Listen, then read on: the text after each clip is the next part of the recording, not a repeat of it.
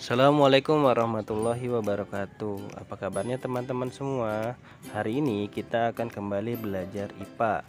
Dengan materi kali ini yang akan kita bahas adalah pencemaran lingkungan, terutama udara dan tanah. Materi yang pertama yang akan kita bahas adalah pencemaran udara. Yuk kita cari tahu lebih jauh lagi tentang pencemaran udara. Udara adalah salah satu faktor abiotik yang mempengaruhi kehidupan komponen biotik.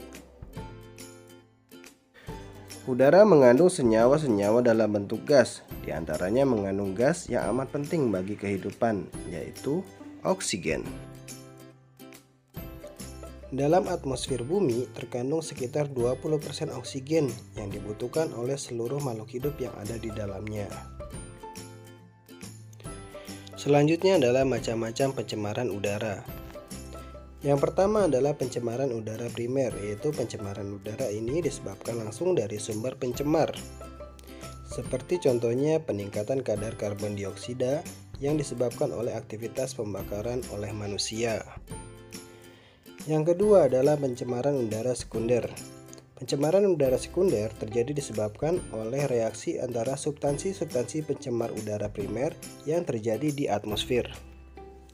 Misalnya pembentuk ozon yang terjadi dari reaksi kimia partikel-partikel yang mengandung oksigen di udara.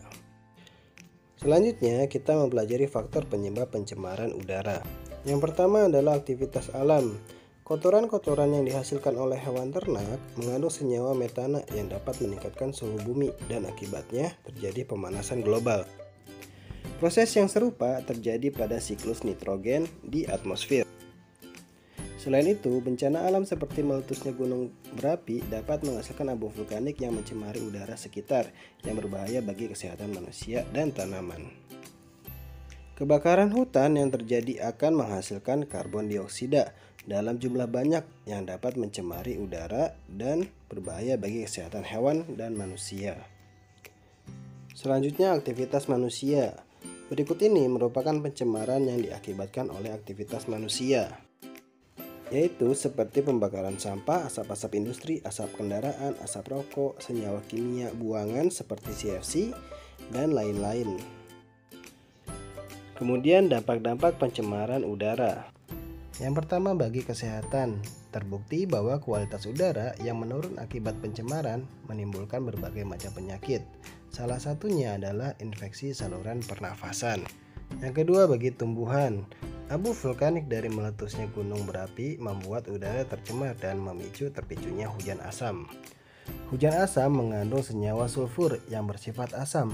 Kondisi asam ini dapat mematikan tanaman setempat. Selanjutnya efek rumah kaca.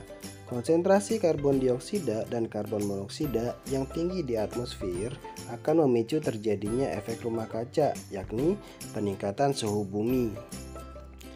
Dan terakhir, rusaknya lapisan ozon. CFC merupakan senyawa yang sering digunakan dalam produk-produk pendingin dan aerosol. Ketika CFC terurai di atmosfer, maka akan memicu reaksi dengan oksigen penyusun ozon. Selanjutnya kita akan memperdalami pencemaran tanah. Pencemaran tanah adalah suatu keadaan di mana bahan kimia buatan manusia masuk dan mengubah lingkungan tanah alami. Pencemaran ini biasanya terjadi karena kebocoran limbah cair atau bahan kimia industri atau fasilitas komersial, penggunaan pestisida, dan lain-lain. Selanjutnya faktor penyebab pencemaran tanah.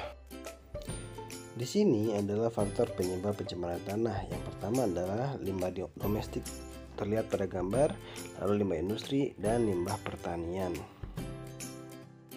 Selanjutnya adalah dampak pencemaran tanah. Dampak pencemaran tanah terhadap kesehatan tergantung pada tipe polutan, jalur masuk ke dalam tubuh, dan kerentanan populasi yang terkena. Contohnya saja kromium. Berbagai macam pestisida dan herbisida merupakan bahan karsinogenik untuk semua populasi.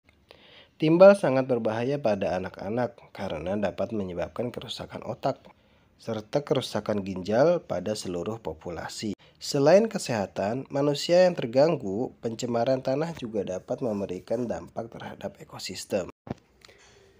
Selanjutnya, cara penanggulangan pencemaran tanah, yaitu dengan cara remediasi, yaitu membersihkan permukaan tanah yang tercemar. Ada dua jenis remediasi tanah, yaitu in situ dan ex situ. Selanjutnya, bioremediasi, yaitu proses pembersihan pencemaran tanah dengan menggunakan mikroorganisme, jamur, dan bakteri. Bioremediasi bertujuan untuk memecah atau mendegradasi zat pencemar menjadi bahan yang kurang beracun atau tidak beracun, seperti contohnya karbon dioksida dan air. Demikian penjelasan terkait materi kali ini. Terima kasih sudah menonton. Assalamualaikum.